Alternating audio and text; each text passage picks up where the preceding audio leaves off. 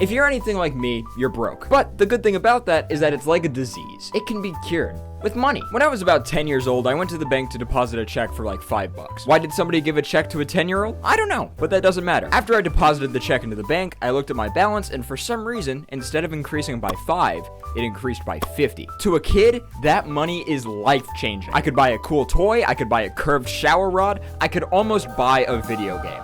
I was basically a bajillionaire. But then, just as sudden as it had happened, it disappeared. It was just a visual glitch. For a brief moment, I felt what it was like to be happy, to be a billionaire. And just recently, DreamWorks experienced the same thing.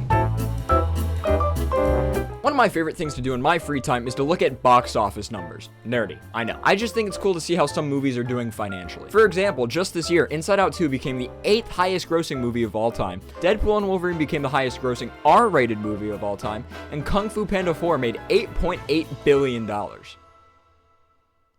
Wait. The site I use to track these numbers is Box Office Mojo, so you can imagine how surprised I was when at the top of the list, you find Kung Fu Panda 4 decimating everything. Inside Out 2 was just hanging out at the top of the leaderboard, and then all of a sudden, the dumpster fire that was Kung Fu Panda 4 rose up from the grave and shot it dead.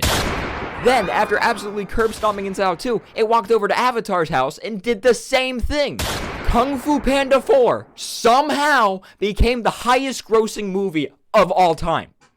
Except it didn't. I'm not exactly sure what happened, but there was a brief moment over at Box Office Mojo where it showed that Kung Fu Panda 4 made, instead of $550 million, $8.8 billion. You know, so just a little bit more. For the sake of this video, however, we are going to pretend that Kung Fu Panda 4 made $8.8 billion. Firstly, I say we take a look at the geographical data. Movie profits are usually separated into two different categories, domestic and international. For most movies, it's around a 50-50 split in terms of revenue, half from the US and half from everywhere else. But in this specific case, 98% of Kung Fu Panda 4's revenue is international.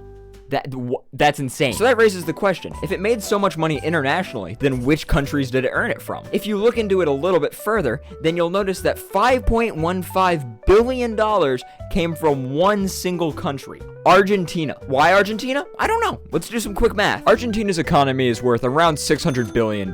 If we divide 5.15 billion by 600 billion, we'll find that around 1% of Argentina's economy would have been spent exclusively on Kung Fu Panda 4. Now, maybe that doesn't sound like that much to you, but remember, the US spends 1% of its budget on NASA. So, you tell me, which is more important? Kung Fu Panda or NASA? Moving on, having any movie make this much money would cause craziness in the film industry. If Kung Fu Panda 4 were to do it, it would become the highest grossing DreamWorks film of all time, highest grossing animated film of 2024, highest grossing film of 2024, highest grossing animated film, highest grossing film of all time, and finally, the second highest grossing franchise of all time. Oh, Jack, what do you mean the second highest grossing franchise of all time? What's beating it? Marvel.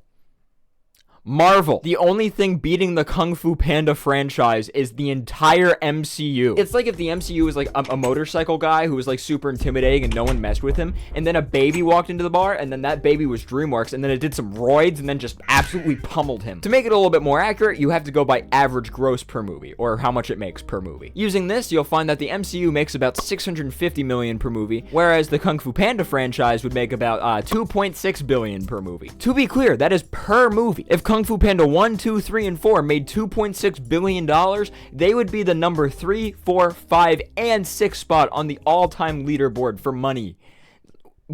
Whoa. Anyways, while we're on the subject of studios, let's talk about studios. Kung Fu Panda 4 was made by DreamWorks. DreamWorks' biggest rival is Pixar. For example, if you look at their total revenue, you'll find that they're neck and neck, with DreamWorks pulling ahead just by a hair. That being said, you'll also notice that DreamWorks has made significantly more movies. So if we take it by the average, we can see that Pixar kind of sweeps the house. But hey, let's restart the scenario and give DreamWorks that $8 billion that they earned from Kung Fu Panda 4. You'll notice that in terms of total revenue, DreamWorks leaves Pixar in the dust. Now, if we find the average per movie, you'll find that, well, the Pixar still kind of crushes them. I think instead of looking at the highest grossing movies, it's time we look at highest grossing actors. On this list, you'll find the likes of Samuel L. Jackson, Scarlett Johansson, Robert Downey Jr., and so on. All of these people have made over $10 billion.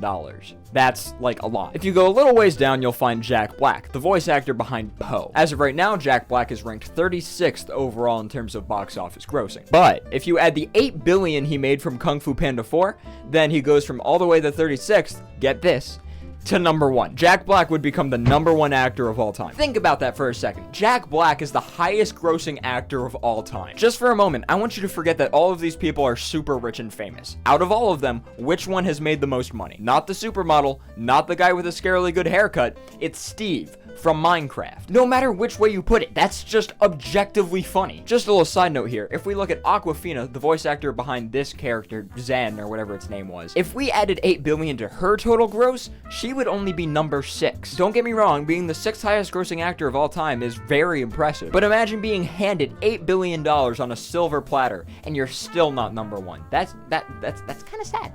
Now you may be wondering, why does any of this matter?